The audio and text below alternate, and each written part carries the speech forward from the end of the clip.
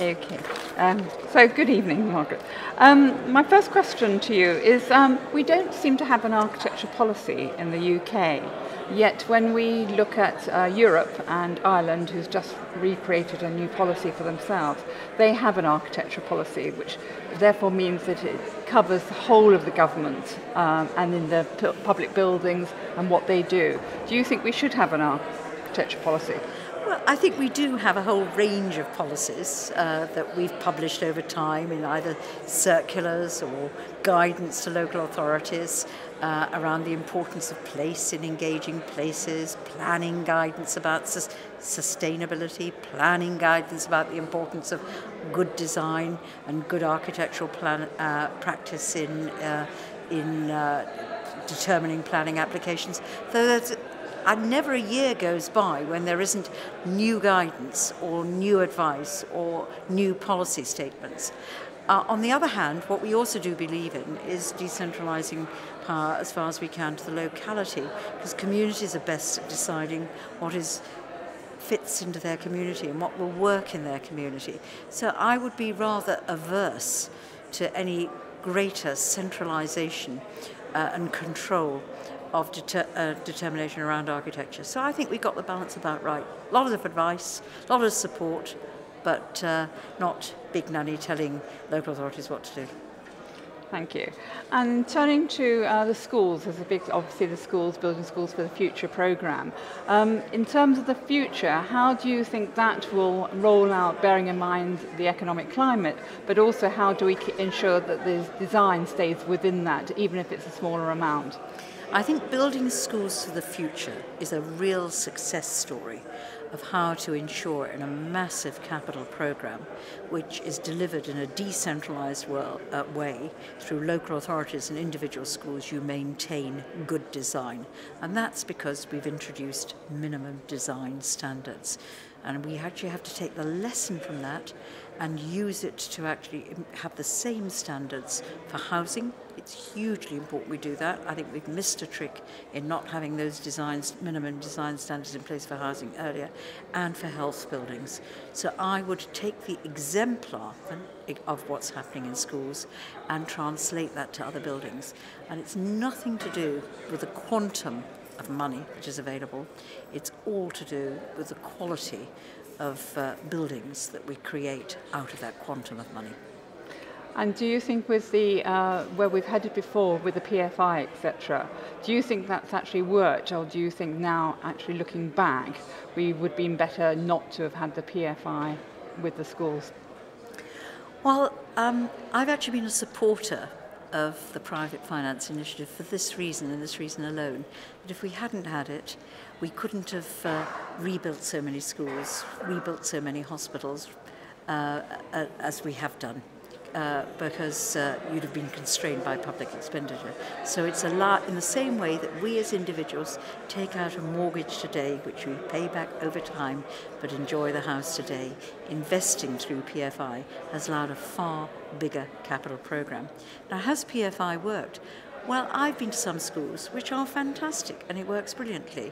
And I've been to other buildings. I have one in my own constituency, a hospital that was a PFI project, which I think is a disaster area, poorly designed and pretty impossible to manage.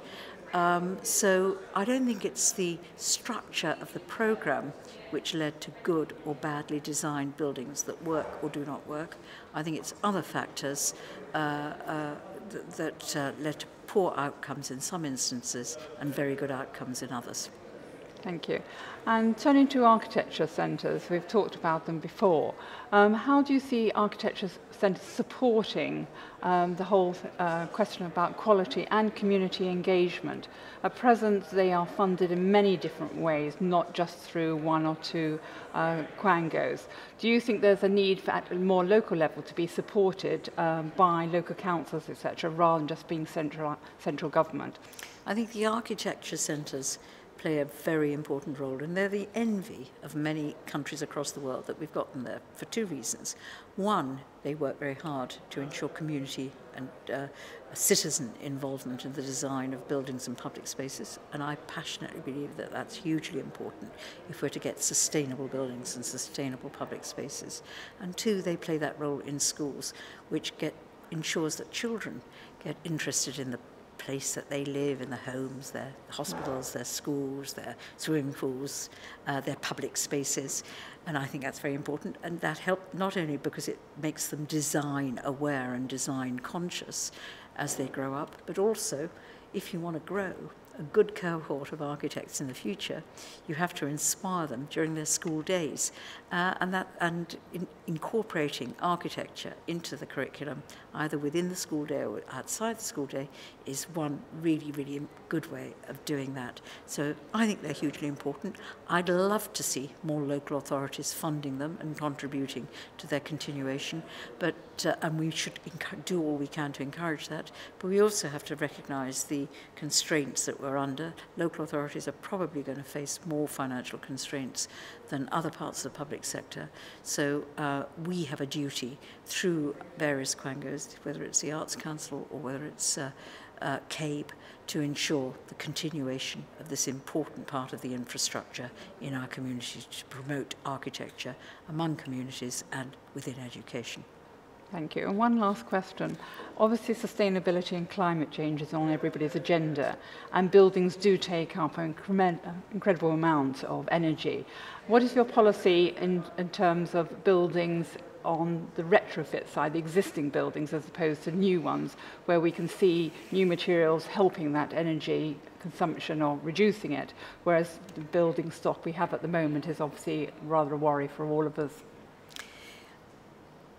Every year, we only add 1% to our housing building stock.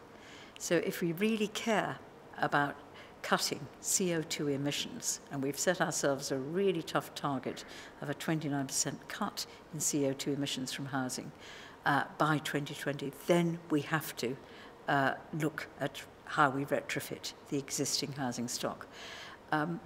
We've got a range of policies which will support that.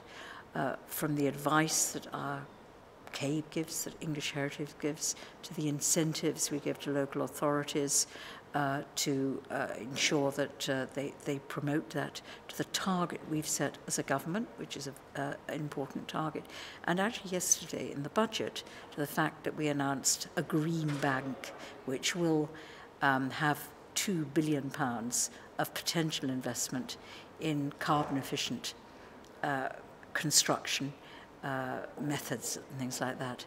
So government can do some of it, and we're doing our bit. Ambitious targets, facilitating money, focused direction. But I think the construction industry, the architects profession, and everybody engaged with buildings also has to do their bit to try and find new ways of retrofitting our buildings and doing it in a way that is affordable. Thank you very much indeed.